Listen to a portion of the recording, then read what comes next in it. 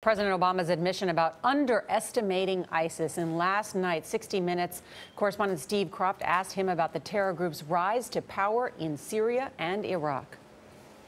I understand all the caveats about these regional groups, but this is an army of 40,000 people, according to some of the military estimates I heard the other day. Very well trained, very motivated. Yeah. Well, part of how did this get? How did they end up where they are in control of so much territory? Was that a complete surprise to you? Well, I think our head of the intelligence community, Jim Clapper, has acknowledged that I think they underestimated what had been taking place in Syria.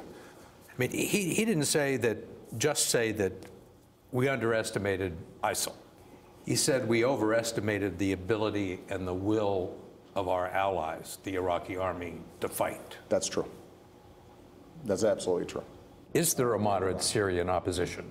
There is, but right now it doesn't control much territory. It has been squeezed between ISIL on the one hand and the Assad regime on the other. These are the people that you said, the farmers, the doctors, the pharmacists, who stood no chance of overthrowing the government. Yeah.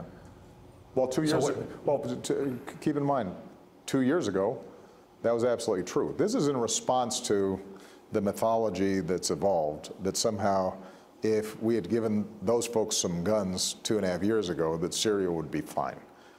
And the point that I made then, which is absolutely true, is that for us to just start arming inexperienced fighters who we hadn't vetted, so we didn't know and couldn't sort out very well who's potentially ISIL or al-Nusra member and who is somebody that we're going to work with.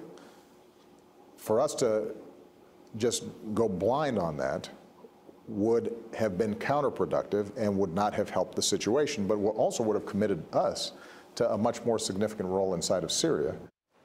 And the president also said he understands that fighting ISIS could help another U.S. opponent, Syrian President Bashar al-Assad.